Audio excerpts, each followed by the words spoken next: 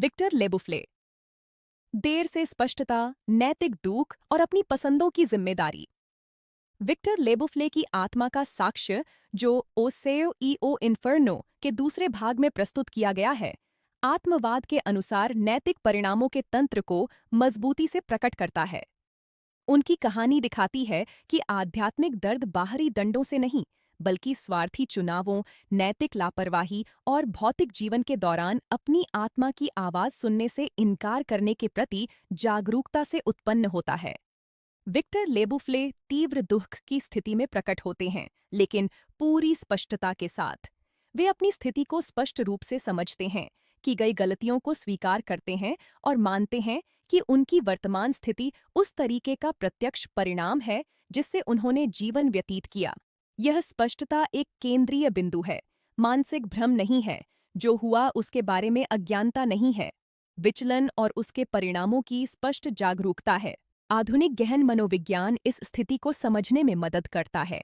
जब चेतना रक्षा तंत्रों जैसे इनकार, तर्कीकरण या गलती के कम करने का उपयोग करना बंद कर देती है, तो व्यक्तिगत जिम्मेदारी की कच्ची धारणा उभरती है।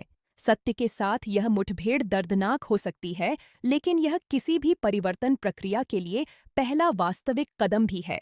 स्प्रिटिज्म स्पष्ट करता है कि विक्टर लेबुफ्ले को उसके दोषपूर्ण होने के कारण दुख में नहीं डाला गया, बल्कि उसने अपनी खुद की चेतना की पुकारों को जानबूझकर नजरअंदाज किया।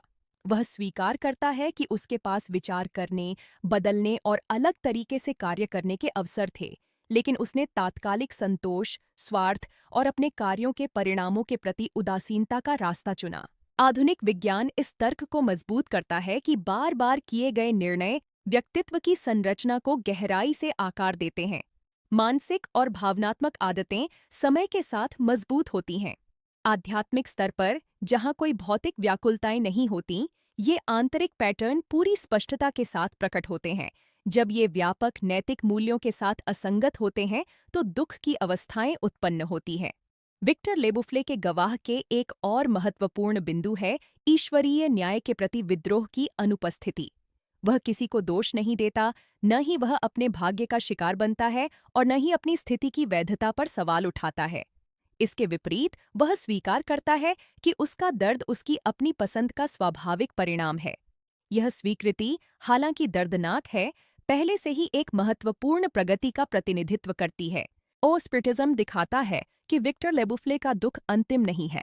वह इसलिए दुखी है क्योंकि वह अभी तक पछतावे को वास्तविक आंतरिक परिवर्तन में नहीं बदल सका है। अकेला पछतावा बिना सुधार और विकास की वास्तविक इच्छा के चेतना को दुख में बांधकर रखता है। जैसे जैसे यह पछतावा सच्चे परिवर्तन के प्रयास में बदलता है, आंतरिक स्थिति में बदलाव शुरू होता है। यह गवाही स्पष्ट रूप से दर्शाती है कि आध्यात्मिक जीवन स्वचालित मुक्ति या शाश्वत दोषारोपण द्वारा काम नहीं करता, यह प्रक्रियाओं द्वारा काम करता है। दुख तब तक बना रहता है जब तक चेतना को सीखना बाकी है। जब पाठ को आत्मसात कर लिया जाता है, तो दर्द अपनी भूमिका खो देता है। विक्टर लेबुफ्ले हमें एक कठिन लेकिन आवश्यक सबक सिखाते हैं। जीवन में अपनी अंतरात्मा की आवाज न सुनना वास्तविक परिणाम लाता है। छोटी छोटी बार बार की गई गलतियां, स्वार्थी चुनाव और नैतिक उदासीनता एक आंतरिक स्थिति का निर्माण करती हैं जो शरीर की मृत्यु के साथ समाप्त नहीं होती। भविष्य का जीवन केवल उस चीज को और अधिक स्पष्टता से प्रकट करता है जिसे हमने विकसित किया है। यह कथा हमें एक व्यावहारिक और तात्कालिक विचार के लिए आमंत्रित करती है। अपनी अंतरात्मा की सुनना, चुनावों पर पुनर्विचार करना, सहानुभूति और नैतिक जिम्मेदारी विकसित करना केवल एक आध्यात्मिक आदर्श नहीं है, बल्कि अपनी भविष्य की शांति के लिए एक ठोस आवश्यकता है। अंतरात्मा उस चीज को नहीं भूलती जिसे हम सामना करने से बचते हैं। यदि इस गवाही ने आपको जिम्मेदारी, चुनावों और आंतरिक सुनवाई पर विचार करने में मदद की है, तो लाइक करें, साझा करें और अपनी टिप्पणी छोड़ें। आपकी भागीदारी इस संदेश को अधिक लोगों तक पहुंचाने में मदद करती है।